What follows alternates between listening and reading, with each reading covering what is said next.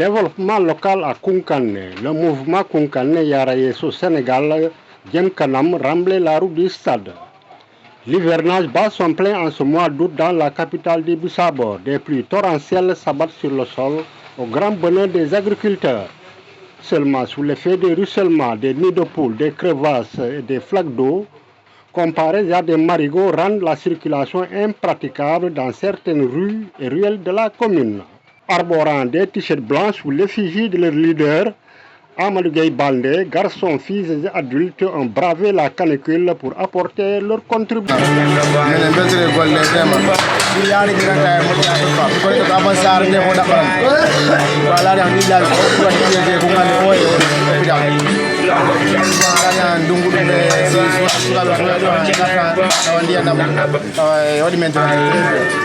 Vraiment minen beltanio yo Allah nabu yeso non vraiment ko dabbe ni ko kala ya Allah wallu mi jara kala bisa bor media ko be batta ko nanni e yini kala vraiment mi jara be kala onon kala mi jara vraiment yalla nabu yeso inshallah minen de mine ba mo inshallah do kun kande ko avuni ko ngada ko ren kala ngandi da ko on jogi avuni kun kande wara waldu kun kande ya res ya walla wallu kun kande ya res enen kala vraiment e ko ndambe en voilà minen beltori hen quoi jara on fi na sa si. Un acte civique plutôt humanitaire a été vivement salué par les populations rencontrées sur cet axe national 6. maa leen nuyu di leen ziar maa ngi tudd Kalidou Ndiaye dëkk fii si Koungandé te gis naa fi Gueye Baldé defar fii action bu nice te man tey dama kontaan si loolu génn jaar sama buntu gale gis foofu ñu rambale foofu affaire bu nice quoi te fii nii loolu yàgg moom defar na fi action bu nice fii defar na fi lu nice loo xamante ne ku fi jaar ngay kontaan quoi tey nit mën na fi romb comme ça nii oto dafay romb taxaw mënul jàll mu ngi réew foofu noonu tey gis nga loolu yëpp amatul quoi fii defar na fi loo xamante ne que mbokku Koungandé ku fi jaar da ngay kontaan si moom man de maa ngi koy nuyu di ko bégee quoi di ko nekk si kaw si kanam mu defar fii action bu nice la si man. Mansour Golle. Kono yirɗaɗe golle ɗe jeeyi waɗi Golle moƴƴi waɗi gollal moƴƴal ɗo ko gollal sare nde dey laabi ɓittini ɗo sottuɗo ɓittinnomi e moƴƴa ndungu yeeya mois de août septembre hay goto rewatano pour yaado estat jadi an ala ha nata e nder galleji am yimɓe ta ko galleji hen nata lawol yaa estat koko wi'ara yimɓe saare ɓe wawɓe ni wadde ɓe kayen kala wawɓe ni wadde ɓe kala ko joni ko anni e ɓerde mum e kala ko Allah waala moƴƴere yo Allah hokkuɓe ɗum walla saabu eyyi kala jalniɗo walde population miskinaɓe yo Allah hokku ɗum eyyi hokku ɗum kattane no wallita jama o eyyi min ko bambo wiide yomo wakkilo neɗɗo koɗo wooda ɗo rek ɗo de mo wallede dila goɗɗan komo liggoroɗo mo woodi ɗo minen ko makko men nangande minen kala jibinande ɗo ko joni kay men nangande men mbawa nangande mo jibina kala fayda ɓuuro ɗo minen komin rasis rasisaka amen ngal fof ko e sara amen nde jibinande sa si ɗaɓɓani sar ndeya ko on men ballal on men jinganta min jinganta ɗo janala mi yii komo mi nani komo waɗa na makko waɗi wona makko goɗɗo haalnimi sar to won sar koli salle koɓe sar koli salle kalnimi piiji komo waɗi ɗon ko makko mo meeɗa kam sifanade mi meeɗa jorde e makko mo wiyami o kono hono ni mo meeɗa kam no wiide ko gonɓe ɗon ɓe kalnimi komo liggodi e maɓɓe ko ɗum mine men cogoli min ko jimbo ɗo mo arti ɗo ko weltare molanade beltimi ɗum ɓay mi ɗaminana ko womi e yimɓe sukaɓe sar nde ɓe wawa fodde ha mo ata Koungandé ɓay noon Allah walli e duwaw mawɓe e ñaguima ha mo arti Koungandé yo Allah wallu noɓe nangammo makko Gueye nangane nomo nangane mo liggo sar nde kala jibinande sar nde gatto e sar e jiɗɗo wallude sar nde no nangane ha kankata walde sar nde eyyi ar gollin ɗum ɗo ɗum ɗo ne laɓɓano e dow makko gollo lawol ko principal on gollo fiɗi ngol yaha gollo taw so ɓottere gollo koko yettira lobbe. Parmi ce beau monde, Mamour Ndiaye du mouvement Gëm Sa Bopp, le jambar de Bougane Gueye Dany, qui abonde dans le même sens. Selon lui, la logistique et plusieurs chargements de latérite ont été déployés. Les trous et flaques d'eau remblayés pour faciliter le déplacement des populations. waaw tey dañoo ñëw pour def activité assainissement ñu seet mbedd mi nga xamante ni ñoo gën a yàq ci Koungheul liñ ci mën ñu def ko mais ñu jël nag mbedd mi nga xamante ni mooy mbeddam ñu jógee ko fii ci tali bi jëm ci stade bi parce que ci nawetaan yi moom la ñuy gën a fréquente loolu moo taxoon ñu ne nañ ko defar.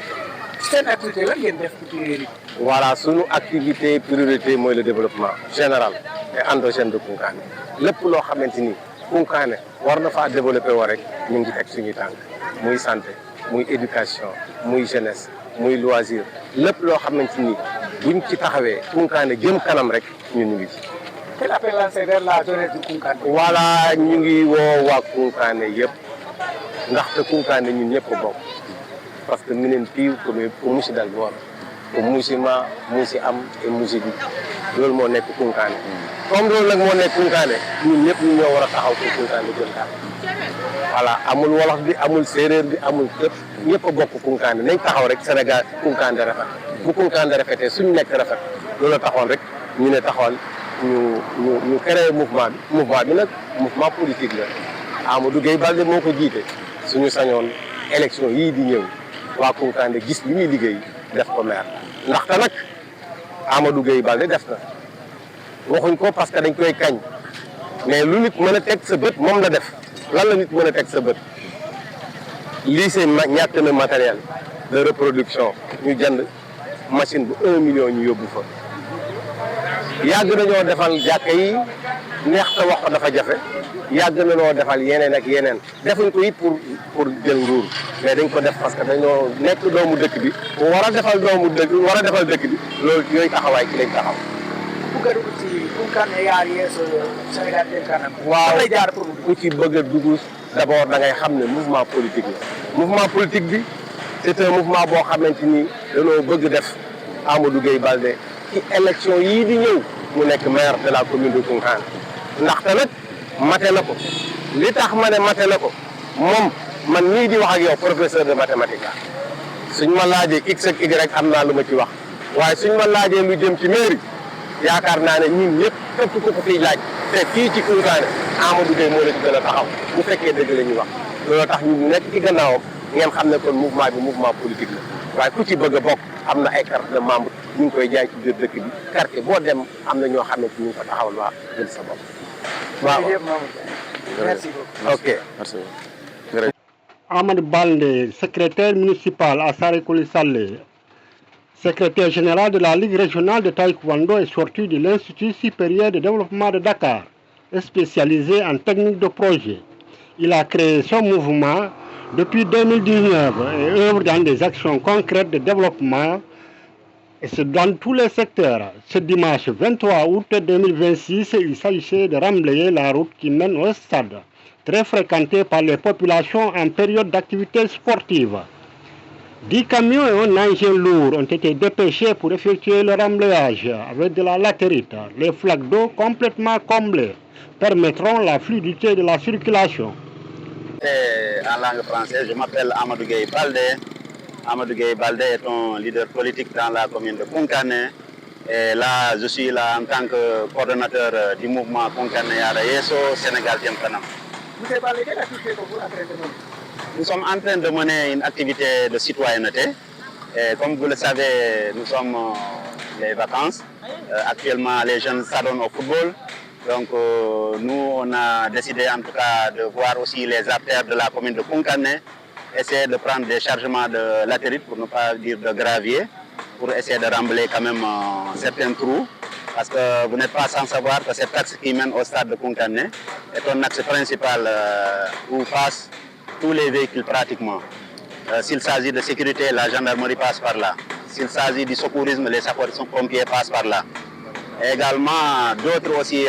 personnes amoureuses du football passent par là. Bref, toutes les populations passent par là pour aller suivre les matchs de football au stade. C'est pourquoi, en premier temps, Koungheul Yara Yesso Sénégal Jëm Kanam, que j'ai l'honneur de diriger, nous avons commencé par cet axe pour mettre de la latérite, pour permettre encore une fois, n'est-ce pas, aux usagers du stade de passer et puis pourquoi pas les habitants de l'environnement. Est-ce que vous savez là, vous continuez ça dans le Koungheul? Bien sûr, ce n'est qu'un lancement, Inch'Allah au Rabbi. Nous prions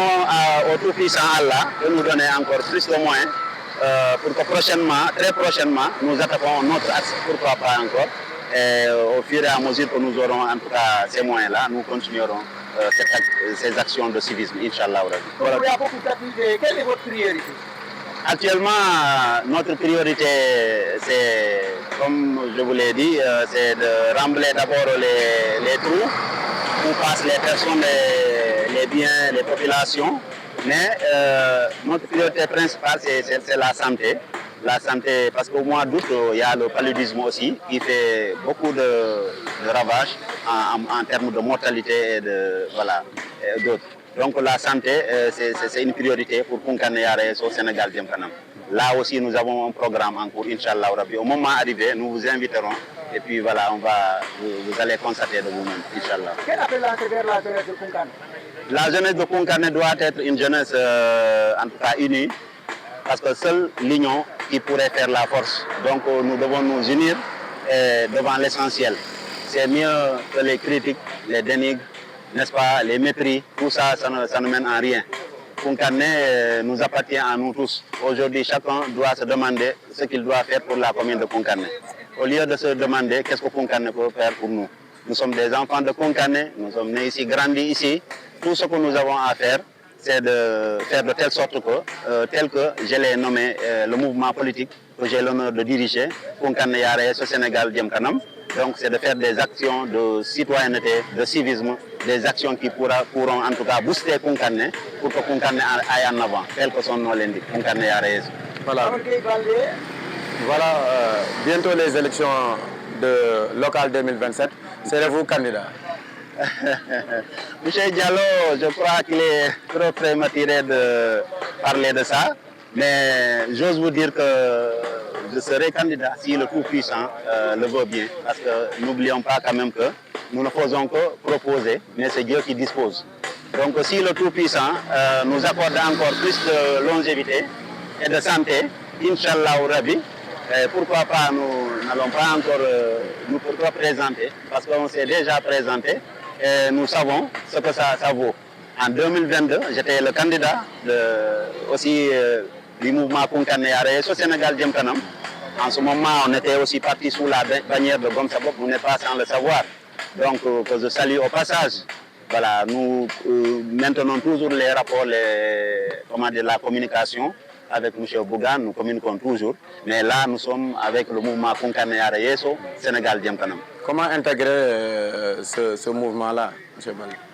Pour être membre dans ce mouvement-là? Pour être membre de ce mouvement, c'est très facile.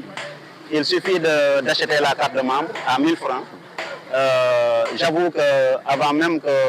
les autres cartes de membres ne viennent dans nos localités, nous on avait déjà commencé à vendre nos cartes de membres, dénommées Kounkané Yara au Sénégal Djem Kanam. Et une bonne partie de la population s'en est profité, ils en ont acheté et la vente continue. Pour être membre véritable de Kounkané Yara au Sénégal Djem Kanam, il faudrait d'abord acheter la carte à 1000 francs. Et là, ça montre l'adhésion de la personne. Après cela, suivre aussi les actions que nous menons, les actions de civisme et de citoyenneté. Et à chaque fois, si nous annonçons au niveau du groupe WhatsApp que nous avons créé, et c'est à partir de là que les gens se mobilisent pour aller attaquer telle ou telle action.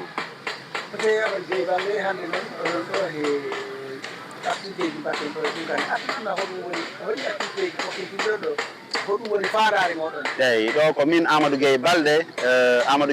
noon ko ɓiɗɗo Kounkané e mbaɗɗo créé mouvement mbiyeteɗo Kounkané Yara yeeso Sénégal Djem Kanam. Ɗum ko waɗi e hitande guluuje nogas e sappo e jeenayyi 2019 ko noon mbiyeɗe Pularna. Donc depuis 2019 créenomi o mouvement Kounkané Yara yeeso Sénégal Djem Kanam. No inde nde noon haaldani Kounkané Yara yeeso kono Kounkané no yariri yeeso. E pour ɗum Kounkané Yara yeeso e hoɗum men poti wadde ko min gimmomin kaɓɓa centuji ɗi ha tiiɗa min mbaɗa sensibilisé sukaɓe ɓe min ɓatto sernaɓe min ñaago ɗumen duwaw e mawɓe ɓe e neneji ɗi ala gaccaɗo min naata e Kounkané kala ko min mbawra hen wadde min gadda junggo amen hen par ce que hande min mbawra wiide minen jiiɗi Kounkané ka min mbaɗanta Kounkané Kounkané Yara yeeso ko ɗum iɗi salade Kounkané Yara yeeso wona haala c'est joindre la parole à l'acte comme no tubako e mbira ni ko a haali han mbaɗa kala hande enen gandi maire ji ɗi mbawata umnude piiw mbawata wadde développé commune o piiw sinde kala mbiɗo e faala mairie kala mbiɗo noon ko citoyen boom ta wona politique i foti jonnude to jiifaro kankala ko Allah artiki ɗum ko e senda ɗum e yimɓeɓe to cellal to jande to éducation ay cours de vacances ɗum fof min mbaɗat ɗo hiran yo hiran au finish min mbaɗa primé tous les élèves du CI à la terminale hiran yo minen mbaɗa ɗum ɗo ɗum kamne yaara yeeso ɗi waɗa activité ji ɗi gandiranta hoorema boom hewɓe ganda ɗi kono noon min mbino départ o ko koye amen kam min mbaɗanta min kalta mais nag yonti no sukaɓe mbi kam ni ɓe mbi joni ko waɗa yo ko ma yimɓe no tin ɗum mbimɓe noon awammiɗo to ɓaawa moɗon saabu maaro lycée min naɓino toon machine fayda mo million manqueɗo seeɗa machine mo gandiranta hoorema hande ɓiɓɓe amen miñiraɓe amen baɗiraɓe ɓi ko on machine mbaɗirante photocopie ji bulletin ji maɓɓe ha e goɗɗi e goɗɗi golle amen ɗe hikka komin puɗɗori raw ko assainissement o manam mbaggol hono wiide tantinagol beddaji ɗi par ce que enen gandi nungu yoni han ko ma yimɓeɓe communication ko ma waɗa communication noon wona haala tan yaaduuli ɗi kala kalluji ɗi e laabi ɗi tawa e ko wiide communication donc si tawi ɗi moƴƴani han yimɓe mbuɗondirta jarondirta min mbiyo noon priorité o ko tali ndiwɗo ɗo goudron ɗo yahata stade Kounkané par ce que naɓetan o fuɗɗi gendarmerie si to wallu sécurité gendarmerie ko ron yaara ko hoto maɓɓe o ɓe jaadara ɓe koro yawrude sapeur pompier kayen gimminta sukaɓe janoɓe to stade ɓe kala faɗɗaɗo ko kayen kala jahat toon ko ɗon ɓe ndewara min mbi kala ko wona ɗum population ji ɗi piiw oɗo kallu ndewara yaharo e stade joni noon ay monsieur le maire tigui siɗi yaharo nan ko ɗo ndewara sous préfet en te fof ko ɗo ndewara min mbi haɗi min guidora ɗo min mbaɗa ɗo priorité ngol ɗo min mbaɗa ngol kaaje tawa otoji ɗi jaaha caɗele ngala tawa yimɓeɓe jaaha caɗele ngala so ɗon yawri han noon programme ji goɗɗi to yeeso ɗi gandiranta hoore maɗa minen paala ɗin tawa si jettima han min nodda onon tigui on tegoya hen guire moɗon si Allah jaaɓi ɓay ko Kounkané yaara yeeso min mbi si ko wonta yeeso daɗanire joni hoko noddetani sukaɓe Kounkané ko mbaɗɗoniɗo to kam ɗum sukaɓe Kounkané ɗe pi commune Kounkané o min noddiɓe kamɓe piɓe gara min gona nene gooro min gona baaba gooro par ce que Kounkané hande ko mbaɗanmi ɗo ko i woodi kala goɗɗo miijiɗo ko ɓuri ɗum i woodi kala goɗɗo miijiɗo ko forani ɗum kono hay gooro waɗano yaw hande kala goɗɗo ko waɗi ɗo ko hoore muɗum waɗani a faami neɗɗo a waɗanta bon pour tan yiyeede ni min mi wiyat neɗɗo si ano waɗa calcul janggo si a waalima a maayi han hoɗum yimɓeɓe kalta goram ko kaari wanno ni awa neɗɗo no wattan ɗon hakkil ha o politique ko gueɗe aduna gonnin ɗum ko ɗo accere naɓortake laakata kono neɗɗo si a tawama e commune a woni e commune mbiɗa hoorema ano e commune ɗe ko ɗon godeɗa sir godeɗa wodaka ko ɗon pofata ko ɗon pintata ko ɗon ɓeygude ma woni mi sikku an foti wadde goɗɗum e commune he ha yimɓeɓe ganda quand même ana yiiɗi commune par ce que hande commune o ko enen foof dendi ɗum ko ɗum addi mouvement est ce que élection ji garoɗi ɗo ɗi woneji garoɗi ɗi gara ko candidat gonɗon a candidat e 2022 mi woni no candidat monsieur Kandé mi wawa wiide tan komi candidat si tawi Allah jaaɓi par ce que Allah mo gandiranta hoore maɗa kan jogui fittandu neɗɗo ko kan jogui cellal meɗen ko kañ hoddirta ko simbo hoddiri han encore une fois miɗo tori noon mbo hoddira ɓay enen gandi mi woni no 2022 candidat ɗo ko ɗon puɗɗannomi ne gommi 3e position e ko premiére candidature am mo ko ɗon no en 2022 donc ɗaminare woodi joni noon ari bettat kono arti wonno joom heblante ɗum seeɗa miɗen tori duwaw tan e sernaɓe mawɓe ɓe onon fof oɗon tora duwaw Allah ka en cellal e sellirede saabu mi waɗanni ni ko si ana selli an enen tori noon ngal cellal e sellirede e battane moƴƴe ha yetto si Allah jaaɓi neɗɗo pourquoi pas aussi kay sukaɓe ko c'est une demande sociale ko tubako e mbiyata ko sukaɓe cohli ɗum rewɓe ɓe cohli ɗum mawɓe ɓe cohli ɗum min ko commune tan gestion collectivité rangandumi min depuis mbiyami Amadou Gueye Balde ko e mairie liggoromi duuɓi 24 e koye suudu muɗum natanmi ndu suudu ɗon ndu yimɓeɓe kumpa ɗon ɗo min miɗoto nder suudu ɗo ko min wawra wiide yimɓeɓe mballidi ko ga heeti donc pourquoi pas si arti am mi laftatirin ko Allah noon jogui ko Allah hokkata neɗɗo kam ko falteran hunde mais to ni o dokkal ngal ko Allah wodani ɗum noon no tawtaw ko ɓuural wonta natugol e Kounkané yaara yeeso Sénégal jëm kanam sattani hay seeɗa si joom o falama wonde membre a sooda carte ngal ko 200 carte ɗe jeeye ɗo quartier ji ɗi fof ɓe jogii Siradio Diawo e jogii monsieur Banle e jogii Rosare Bakary Alaji Diagne e jogii woɓɓe e jogii donc si joom o sohli wonde membre tan wa sooda kartal ngal sabu a itti mbuɗel maɗa a natiningel dula hakkille ma o fawoto ɗon janngo e janngo kala si Allah hoddiray ko ñagoroɗen ɗo ko wonayi joom wiya monsieur le maire mi tawanno de sabu mbuɗel am mi natinno ɗum hen ɗum kala mi wiyinno mi waɗa sensibilisé yimɓe ɓe ganda wona wasde humnande candidature walla goɗɗum addata carte membre ji jeeyete ko ha goto o yiya hoore muɗum e nder ko watte nin ko hande mbuɗu ma kala ɗo natinɗa ɗum si yettoyima Allah moƴƴinayi hen a wawa wiide min kala noon mi natinno ɗon mbuɗu am awa ko ni woni adhésion o ko noon ko ɗum inde kunkande yaara yeeso Sénégal jam kanam fiya noon waɗɗa choisir kunkande yaara yeeso en pulaar et Sénégal jam kanam en wolof. Voilà, merci pour cette question. Kunkande yaara yeeso ko mbammi ɗum choisir mi wiira ɗum noon e pulaar par ce que ko kunkande gonɗe enen gandi si wiyama langue nationale e nder kunkande ko kakala haala ɓurta haalde ha yimɓeɓe piipama ko pulaar o mbimi noon kunkande yaara yeeso mbiɗo ɗamini si mi wi noon nan ko ɓuuri hewde ko faman Sénégal jam kanam takkumi ɗum ɗon hande kala mo nanani pulaar e hammani nande jolfe kunkande yaara yeeso noon ko ɓayi neɗɗo koɗo maɗa puɗɗorta Amadou Ampade Ba anno neɗɗo pour se lancer à d'autres aventures ko a waɗa s'enraciner d'abord ko a wona hoorema taw ganda hoorema ɓe mbawa wiide a ɗaɓɓoyanni goɗɗum dula goɗɗo donc kunkande taw no yaaru yeeso ɓe mbawi nafude kunkande yeeso an Sénégal piino foti fodde ni mi wawanoyde weli gara yaara yeeso après mi wawanoyde Kolda yaara yeeso après ainsi de suite kono mbimi Sénégal jam kanam par ce que ko Sénégal piiw waɗi hen yiite hande kunkande ko Sénégal laami ɗum